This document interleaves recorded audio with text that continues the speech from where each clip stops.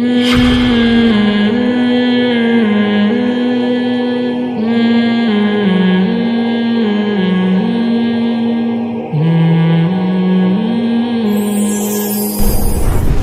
ان لوگوں کو ملے گی جو آخرت میں کامیابی کے وہ طریقے اختیار کریں گے جو اللہ اس کے رسول نے بیان کیے، جن کو آخرت کے اسباب کہا جاتا ہے. اور وہ آخرت کے اسباب کیا ہیں جو میں نے آیت پڑھی، وَذَرُوا ظَاهِرَ الْإِثْمِ وَبَاطِنَهُ. یہ پوری تمہید اس آیت کو سمجھانے کے لیے میں نے پڑھی ہے.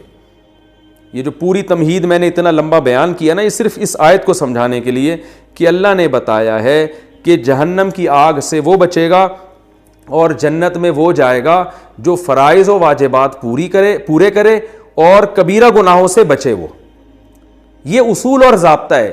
کبھی کبھار اللہ ان اصولوں کے خلاف کسی کو ویسے ہی بخش دیتے ہیں یا چھوٹی سی نیکی کام آ جاتی ہے. جیسے حدیث میں آتا ہے کہ ایک شخص نے پیاسے کتے کو پانی پلایا، اللہ کو اس پہ ترس آیا، اللہ نے بخش دیا.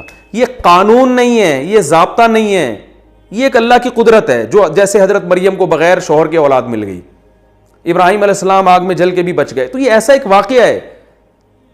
ہم اس قسم کی حدیثوں سے استدلال کر کے گناہ پہ جری ہوتے ہیں کہ یار وہ ایک آدمی نے کتے کو پانی پلایا تھا، اس کے اللہ نے سارے گناہ بخش دیے، تو میں تو صبح پوری سبیل کھول کے بیٹھا ہوا ہوں، میں تو صبح شام کتے کے مالک کو بھی پانی پلا رہا ہوتا ہوں. اب جو بہنوں کی وراثت کم بخت کھا کے بیٹھا ہوا ہے اس کو نہیں دیکھتا کہ اصول یہ ہے کہ اللہ نے فرمایا کہ جو کسی کا مال کھاتا ہے، قانون قرآن میں الگ بیان کیا ہے، اللہ کی قدرت اور رحمت کے واقعات الگ سے بیان کیے ہیں. قانون کو فالو کرنا ہے ہم نے.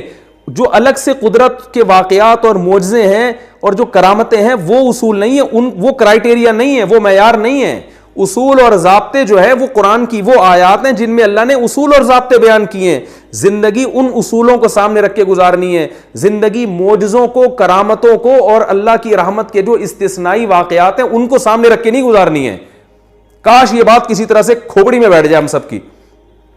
جس کو دیکھو وہ سمجھتا ہے رمضان میں بخشا جاؤں گا، میں بالکل رمضان میں نیٹ کلین ہو جاؤں گا، چاہے اس کا عید کے دن فلم دیکھنے کا پروگرام ہو، چاہے وہ انٹرنیٹ پر بےہودہ چیزیں دیکھ رہا ہو، لیکن وہ کتوں کو پانی پلا کے خوش ہو رہا ہوگا. ساری رات بیٹھ کے انٹرنیٹ پہ بےہودہ فلمیں دیکھے گا، صبح 2 کتوں کو روٹی ڈال دے گا اور حدیث سنائے گا کہ جی وہ ایک کتے کو بخش دیا تھا تو میں تو 6 کتوں کو پانی پلا چکا ہوں اب تک. تو بھائی یہ اصول تھوڑی ہے. تو ایک واقعہ ہے اللہ کی رحمت کا. قانون قرآن میں دیکھو بار بار، یہ جو میں نے آیت پڑھی اس میں اللہ نے یہ قانون بیان کیا ہے. ان الذین یکسبون الاثم، اللہ فرماتے ہیں یقیناً، قاعدہ یہی یقیناً انہ کے ساتھ بیان کیا جا رہا ہے، جو لوگ گناہ کما رہے ہیں، سیجزون، بہت بڑی دھمکی، ان قریب ان کو بدلہ دیا جانے والا ہے. اس خوش فہمی میں نہ رکھنا، نہ رہنا کہ 2 کتوں کو پانی پلا دیا تو جیسے اس کو بخش دیا تھا تو میں بھی بخش دوں گا. میں قانون نہیں ہے میرا، وہ قدرت ہے، وہ قدرت ہے، تاکہ تم یقینی طور پر جہنم کے فتوے لوگوں پہ نہ لگاؤ. ایسا بھی ہو جاتا ہے، اللہ ایسے بھی بخش دیتا ہے، بعض دفعہ ہوتا ہے. بھائی اصول نہیں ہے یہ. صحیح مسلم کی حدیث ہے، آپ صلی اللہ علیہ وسلم نے فرمایا اس امت میں بہت سے نمازی، بہت سے روزے دار بھی جہنم میں جائیں گے. تو صرف نماز پڑھ لینا بھی کافی نہیں ہے، صرف روزے رکھ لینا بھی کافی نہیں ہے. حدیث میں بڑی وعیدیں ہیں وراثت کھانے پر، یتیموں کا مال کھانے پر. کھا رہے ہیں، جھوٹ بول رہے ہیں. جھوٹ کتنا بڑا جرم ہے. آپ صلی اللہ علیہ وسلم سے کسی صحابی نے پوچھا یا رسول اللہ مسلمان سے فلاں گناہ ہو سکتا ہے؟ فرمایا نہیں. فرمایا ہاں ہو سکتا ہے. یا رسول اللہ فلاں گناہ ہو سکتا ہے؟ فرمایا ہو سکتا ہے، کبھی شیطان غالب آ جاتا ہے. یا رسول اللہ مسلمان جھوٹ بول سکتا ہے؟ آپ نے فرمایا نہیں، جھوٹ نہیں بول سکتا. صبح و شام جھوٹ چل رہا ہے. باپ سے الگ جھوٹ، بیوی سے الگ جھوٹ، دفتر میں باس سے الگ جھوٹ، کسٹمر سے الگ جھوٹ. 27ویں رات کو سمجھتے ہیں بخشش ہو جائے گی، لازمی ہو جائے گی. رو رو کے اللہ سے دعائیں مانگیں گے، اے اللہ معاف کر دے، آج 27ویں رات ہے تو بخشا جائیں گے. بھائی اصول یہ نہیں ہے. 27ویں رات میں بھی، لیلۃ القدر میں بھی اسی کی بخشش ہوگی جو رو کر اللہ سے اپنے گناہ معاف کروا لے اور آئندہ اللہ سے گناہ نہ کرنے کا عہد کر لے. قانون یہ ہے کہ 27ویں میں بھی اسی کی بخشش ہوگی. اگر رمضان میں میرے بھائی سب کی ہی بخشش ہو جاتی تو نبی صلی اللہ علیہ وسلم نے روزہ رکھ کے جو غیبت کرنے والی عورتیں تھیں ان کے بارے میں یہ کیوں فرمایا کہ تمہارا روزہ ہی نہیں ہے؟ کچھ عورتوں نے روزہ رکھا، نبی صلی اللہ علیہ وسلم کے پاس آئی، آپ نے فرمایا تمہارا روزہ نہیں ہے. قے کی تو ان سے جو ہے نا گوشت کے لوتھڑے نکلے, وہ حیران کہ ہم نے تو گوشت کھایا نہیں ہے. آپ نے فرمایا تم نے مسلمان کی غیبت نہیں کی تھی؟ انہوں نے کہا ہاں. فرمایا یہ وہی گوشت ہے. روزہ چھوڑنے کی قطعاً کوئی گنجائش نہیں ہے.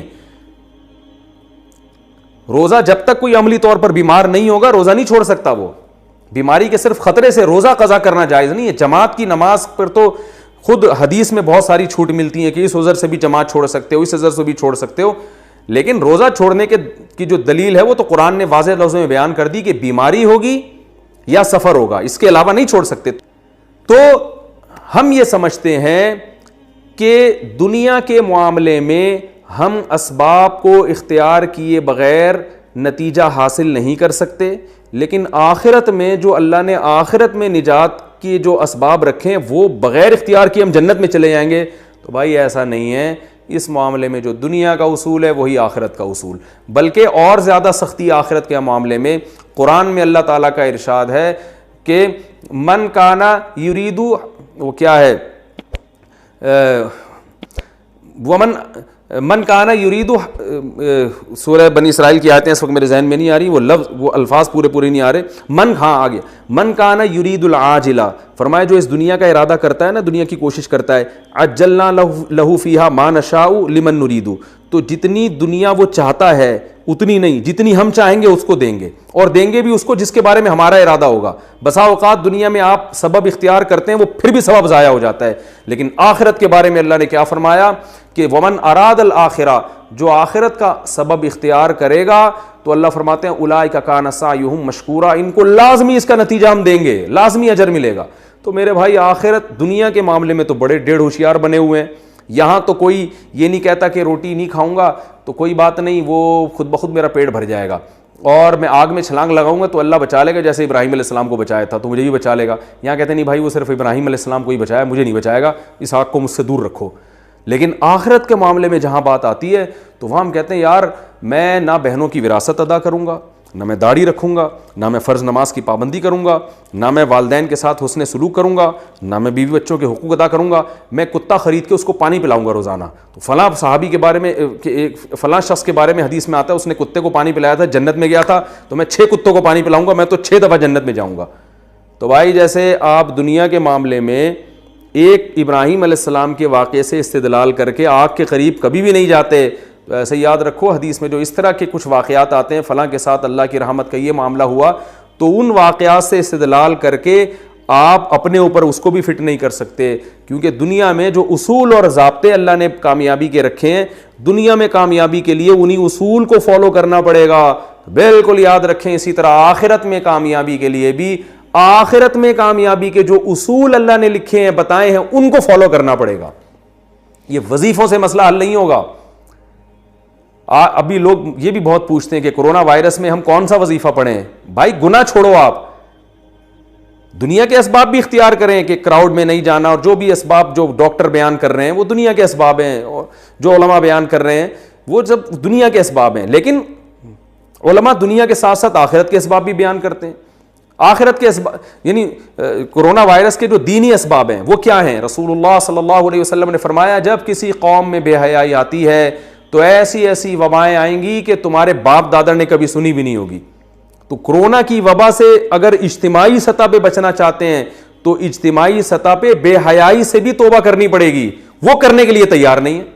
صبح شام فون آ رہے ہیں, ادھر کوئی وظیفہ بتا دیں, کوئی وظیفہ بتا دیں, کوئی ابے تو چھوڑ دے, ایک گناہ تو چھوڑ دو بھائی. تم 100 گناہ تمہاری زندگی میں ہے تو اس وبا کی وجہ سے ایک صرف تو توبہ کر لینا. اے اللہ میں یہ 100 گناہ کرتا ہوں, ان میں سے ایک کو اپنی لسٹ سے زندگی سے نکال رہا ہوں, شاید اللہ کچھ رحم کر لے. گناہ ایک بھی چھوڑنے کے لیے تیار نہیں ہے. وظیفوں پہ زور لگایا بھائی, ہر کام میں وظیفہ چاہیے ان کو. میں وظیفوں کا منکر نہیں ہوں, لیکن یاد رکھو کہ جو چیز جس چیز کا سبب ہوتی ہے نا اس سبب کو ہٹانا پڑے گا آپ کو. جب تک وہ سبب زندگی سے دور نہیں کرو گے وہ مصیبت نہیں ٹل سکتی, اور اگر ٹل بھی جائے گی تو اس سے بڑی مصیبت کا پیش خیمہ ہوگی. کیونکہ فرعون پر جب مصیبتیں آئیں تو مصیبتیں ٹلی ہیں, فرعون اس خوش فہمی میں مبتلا ہو گئے کہ ہم نے تو توبہ بھی نہیں کی, موسیٰ علیہ السلام پر ایمان بھی نہیں لے کر آئے, اور پھر بھی اللہ نے مینڈکوں کا عذاب بھی ہم سے دور کر دیا, جوؤں کا عذاب بھی دور کر دیا. وہ اس خوش فہمی میں تھے کہ اب ہمیں توبہ کی ضرورت نہیں ہے, مصیبت تو ویسے ہی ٹل گئی. ان بیچاروں کو یہ نہیں پتا تھا کہ بھائی یہ جو مصیبت ٹلی ہے نا, یہ بڑی مصیبت میں ڈالنے کے لیے. اب تجھے سمندر میں پانی میں غرق کیا جائے گا, اس کے بعد یہ چھوٹے موٹے عذابوں کی تجھے ضرورت ہی نہیں رہے گی. تو یاد رکھو, وبا تو آتی ہیں چلی جاتی ہیں, وبائیں ہمیشہ سے آتی رہی ہیں, اللہ کرے یہ بھی چلی جائے, جلدی چلی جائے. ہم کمزور ہیں, ہم اللہ کی سزا کا جو ہے وہ برداشت نہیں کر سکتے, ہم کمزور ہیں. لیکن یاد رکھو, اگر ہمیں توبہ کی توفیق نہیں ملی تو وبا سے ہلاک ہوں یا نہ ہوں, اس سے بڑی مصیبت میں اللہ ہمیں مبتلا کر دے گا. اور اگر ہمیں توبہ کی توفیق مل گئی, پھر بے شک اس وبا میں ہم ہلاک ہو بھی جاتے ہیں, شہادت کا بھی اجر ملے گا, اور اصل کامیابی تو آخرت کی کامیابی ہے. تو پھر مرنا ہمارے لیے بچنے سے زیادہ قیمتی ہے. تو یاد رکھیں, جس طرح دنیا میں سبب اختیار کرنا پڑتا ہے کامیابی کے لیے, اسی طرح آخرت کی کامیابی کے لیے بھی میرے بھائی آخرت کا سبب اختیار کرنا پڑے گا, اور وہ ہے گناہوں سے بچنا. لوط علیہ السلام کی قوم پہ عذاب اس لیے نہیں آیا کہ وہ تہجد نہیں پڑھتی تھی, وہ اشراق نہیں پڑھتی تھی, یا لا الہ الا انت سبحانک انی کنت من الظالمین کی تسبیح نہیں پڑھتی تھی, بلکہ اس پر ایک گناہ تھا. وہ کیا گناہ تھا اس قوم میں؟ لڑکوں سے بدکاری. تو لوط علیہ السلام نے ان سے یہ نہیں کہا کہ فلاں وظیفہ پڑھ لو, فلاں 27ویں رات میں جاگ لینا, سب معاف ہو جائے گا. انہوں نے کہا سب کچھ کرنا پڑے گا بعد میں, پہلے یہ جو لڑکوں سے بدفعلی والا گناہ اس کو چھوڑو. وہ قوم اس کے لیے تیار نہیں تھی. شعیب علیہ السلام نے اپنی قوم کو یہ نہیں سمجھایا کہ لیلۃ القدر آئے گی تو فلاں عبادت کر لینا تو اگلے پچھلے سارے معاف ہو جائیں گے. شعیب علیہ السلام نے سمجھایا کہ سب سے پہلے جو ناپ تول میں کمی ہے نا, یہ چھوڑو, یہ نہیں چھوڑو گے تو اللہ کا عذاب آئے گا. اور آیا, ناپ تول میں کمی نہیں چھوڑی, کسٹمر کو ٹھگنا نہیں چھوڑا, عذاب آیا, وہ قوم ہلاک ہوئی ہے. کسی قوم میں شرک تھا, کسی قوم میں ناپ تول میں کمی تھی, کسی قوم میں لڑکوں سے بدفعلی تھی. آج جتنی پچھلی قوموں میں گناہ تھے, آج ہم میں سارے گناہ موجود ہیں. لڑکوں سے بدفعلی بھی ہے, زنا بھی ہے, ماں باپ کو بنی اسرائیل میں جرم کیا تھا, ماں باپ کے ساتھ بدسلوکی, اس کو قرآن نے بیان کیا ہے. تو یہ سارے جرائم آج ہو رہے ہیں, لیکن ہمارا یہ پروگرام ہے کہ فلاں رات میں یہ کر لیں گے تو سارے اگلے پچھلے معاف. ہر چیز میں اگلے پچھلے سارے گناہ معاف ہو رہے ہیں. آپ کہہ سکتے ہیں نبی صلی اللہ علیہ وسلم نے تو خود فرمایا جو لیلۃ القدر کی عبادت کرتا ہے اس کے اگلے پچھلے سارے گناہ معاف ہوتے ہیں. او بھائی, یہ صحابہ سے فرمایا ہے جو گناہوں سے توبہ کر چکے تھے. جب انسان گناہوں سے توبہ کرتا ہے پھر بھی لاشعوری میں ایسی غلطیاں ہو رہی ہوتی ہیں جو اس کو پتہ نہیں ہوتی, اللہ کی نظر میں وہ بڑی ہوتی ہیں, ہم اس کو چھوٹا سمجھ رہے ہوتے ہیں. تو اللہ کے نبی نے خوشخبریاں دے دی, بھائی اگر ایسی کوئی غلطی ہوگی لیلۃ القدر میں عبادت سے, وہ بھی معاف ہو جائے گی. تو یہ صحابہ اس کے مخاطب ہیں جو گناہوں سے بچا کرتے تھے, اور گناہ ہو جاتا تو رو رو کے اللہ کو منایا کرتے تھے. یہ وہ لوگ مخاطب ہیں جو بہنوں کی وراثت دبا کے نہیں بیٹھے ہوئے تھے, جو بیوی کے حقوق ادا کرتے تھے, اولاد کے حقوق ادا کرتے تھے, والدین کے حقوق ادا کیا کرتے تھے, صدقات و خیرات کیا کرتے تھے. ان کو بتایا گیا ہے کہ تم جب رمضان کے روزے رکھو گے اور رات کی تراویح اور عبادت کرو گے اور صدقات و خیرات کرو گے تو اور اونچے درجات ہو جائیں گے. اور ان بشری تقاضوں کی وجہ سے بعض دفعہ انسان کتنا ہی نیک ہو پھر بھی اس سے گناہ ہو جاتے ہیں, پتہ ہی نہیں چلتا اس کو. بعض دفعہ پتہ چلتا ہے لیکن وہ اس لیول کی توبہ نہیں کرتا جس لیول کی توبہ کرنی چاہیے. تو کوئی بات نہیں, 27ویں رات میں سب معاف ہو جائے گا. تو یہ ان لوگوں کے لیے, ہم جیسے بدماشوں کے لیے تھوڑی ہے. یہ کتنے لوگ ہیں کمبخت وراثت نہیں دے رہے, عمرہ کرنے جا رہے ہیں بہن کے پیسوں سے اور وہاں جا کے گناہ معاف کروا رہے ہیں. شب برات پر میسج آنا شروع ہو جاتے ہیں میرے پاس کہ میں نے کچھ کیا سنا ہو, کچھ غلطی کی ہو تو معاف کر دیں. تو میں پہلے تو اپنے دوستوں سے مزاح کیا کرتا تھا, میں ان سے کہتا تھا ٹھیک ہے 500 روپے دے دو معاف کر دوں گا. تو میں صاحب کیوں 500 کیوں دے دیں, میں نے کہا فری پکڑ کی معافی کا کیا تھا تو ایک وہ ہے گروپ میں بھیج دو, میں سے سب معاف کر دیں, یہ کیا معافی ہے. تو میں ویسے ہی ان سے مزاح کرتا تھا. تو آج ایسے ہی معافی مانگی جا رہی ہے, بہن کی وراثت دے نہیں رہے, بہن سے بول رہے ہوتے ہیں حج پہ جانے سے پہلے کوئی کچھ میں نے کیا کہا سنا ہو تو بہن معاف کر دینا. وہ بہن بھی بیچاری کیا کرے گی, معافی کرے گی وہ. ارے بھائی تو اس کے پیسے دے پھر معافی مانگ کے, اب تک جو میں نے اتنی تاخیر کی, یہ پیسے پکڑو, یہ وراثت پکڑو, یہ طارق روڈ کی 4 دکانیں پکڑو, اور سسٹر میں نے جو 10 سال سے آپ کو وراثت نہیں دی دبا کے بیٹھا ہوں, میں معافی چاہتا ہوں اور آئندہ ایسی غلطی نہیں کروں گا. یہ اپنی پراپرٹی پکڑے, پھر ہے یہ معافی, پھر مزہ آئے گا. ابا اماں کو ستاتے رہتے ہیں, بد کلامی کرتے ہیں, قرآن نے کیا حکم دیا, وَخْفِضْ لَهُمَا جَنَاحَ الذُّلِّ مِنَ الرَّحْمَةِ, فرمائے رحمت سے اپنے ذلت کے بازوؤں کو جھکانے ان کے سامنے, چیخنا چلانا بدتمیزی کرنا. گھروں میں چیخو پکار ہو رہی ہے باپ کے سامنے, ماں کے سامنے, عورت شوہر کی ناشکری ہے, شوہر سے اگر زیادتی ہوتی ہے اس کے احسانات تو دیکھو. اینٹ کا جواب پتھر سے دے رہی ہیں آج کل عورتیں اپنے شوہر کے سامنے. میں مانتا ہوں بڑے ظالم بھی ہوتے ہیں, لیکن سارے ظالم تو نہیں ہوتے نا. میجورٹی تو ہمارے ہاں صحیح آدمیوں کی ہے, کچھ ہوتے ہیں خراب ہوتے ہیں, میجورٹی کی بات ہو رہی ہے. اب اگر اس نے کبھی سخت لفظ بات کر لی, کبھی کچھ غصے میں الٹے سیدھے الفاظ بول دیے, وہ بھائی گھر اس نے لے کے دیا ہوا ہے, گیس بجلی کا بل وہ دے رہا ہے, بچوں کی فیسیں وہ اٹھا رہا ہے, خانسامہ بنا ہوا ہے, سارا دن محنت کر رہا ہے, تمہیں تحفظ ملا. تم جو ان بچوں کو پال رہی ہو, خدا کی قسم مرد کا سایہ ہے, اگر یہ مرد کا سایہ نہ ہوتا ان بچوں کو اتنی عزت کے ساتھ نہیں پال سکتی تھی. اتنے احسانات کے باوجود, اتنے احسانات کے ساتھ اگر کبھی اس سے زیادتی ہو جاتی ہے تو برداشت کر لو. نہیں برداشت ہو رہا, ہر بات کا جواب, ہر بات شکایتیں, میرا میاں ایسا, میرا میاں ایسا, میرا میاں, سارے محلے میں بدنام کر کے رکھا ہوا ہے. اور اسی طرح معاملہ عورت کے ساتھ ہے.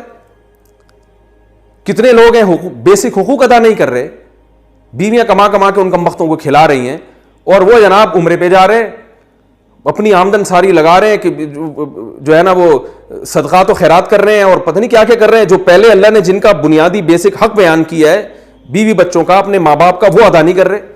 ایسی شکایتیں آتی ہیں کہ جی انہوں نے اپنے آپ کو دین کی خدمت کے لیے وقف کر دیا, بچوں کا پتہ ہی نہیں کہاں کون بچہ کہاں بیٹھا ہے, وہ فلم دیکھ رہا ہے سینما گھر میں بیٹھ کے, یا وہ جناب باہر چرسیوں ہیروئنچیوں کے ساتھ بیٹھ رہا ہے. مائیں بیچاری بچوں کی فکر کر رہی ہیں اور وہ تربیت کی فکر کر رہی ہیں, کہہ رہی ہیں ہمارے میاں 24 گھنٹے تبلیغ میں ہوتے ہیں, 24 گھنٹے ساری دنیا کو ہر وقت بیٹھے کے پکڑ کے نہ کچھ نصیحت کر رہے ہوتے ہیں, گھر میں بچوں کو ٹائم دینے کے لیے تیار ہی نہیں ہے, 1 منٹ کے لیے نہیں گھر میں بچوں کے پاس آگے بیٹھتے.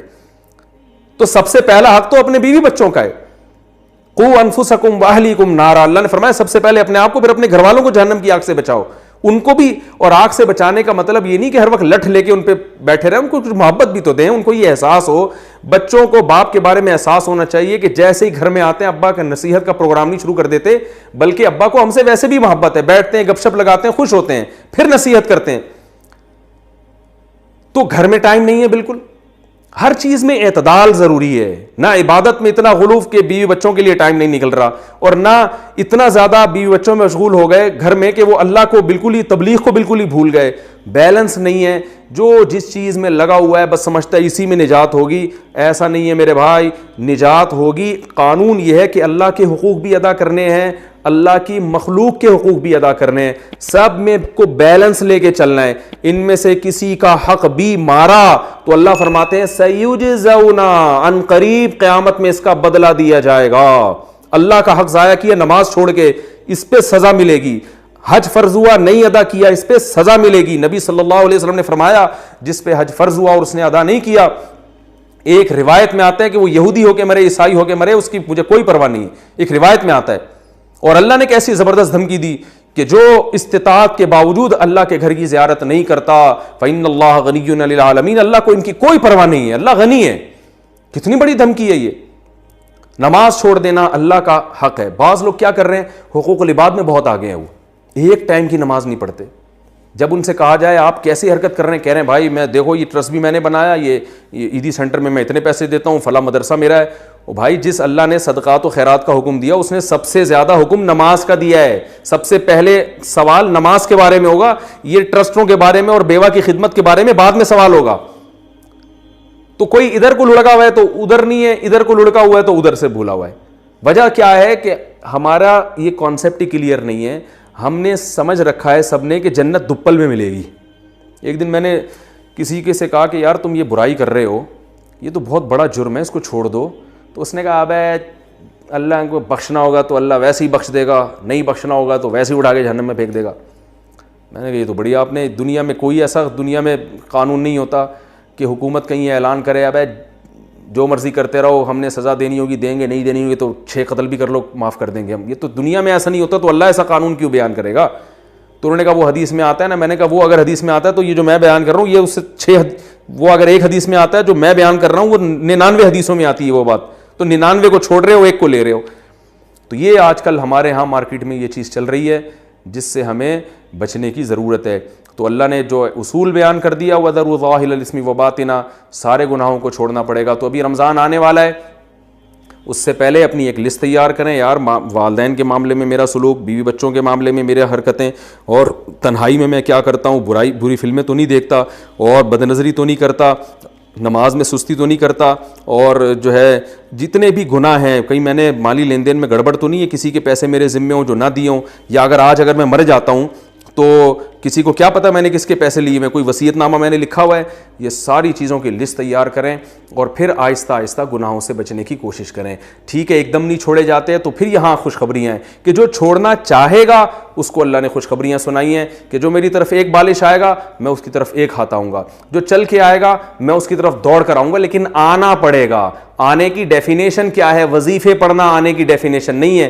اللہ کی طرف آنے کی ڈیفینیشن یہ کہ آپ گناہ چھوڑنا شروع کر دیں, اس کا مطلب اللہ کی طرف چلنا شروع ہو گئے. پھر اللہ نے کہا تھوڑا سا تم ادھر سے چلو میں ادھر سے دوڑوں گا, تو تم تھوڑا کرو گے میں تمہیں زیادہ عطا کروں گا. یہ اللہ کی رحمت ہے. لیکن ہم تھوڑا کرنے کے لیے بھی تیار نہیں ہیں, ہمارا کانسیپٹ ہی کلیئر نہیں ہے. اللہ سے دعا ہے کہ اس رمضان کے آنے سے پہلے اللہ ہر قسم کے صغیرہ اور کبیرہ گناہ سے ہمیں بچنے کی توفیق عطا فرمائے, اور اللہ تعالی ہمارے عقیدوں کی, ہمارے نظریات کی بھی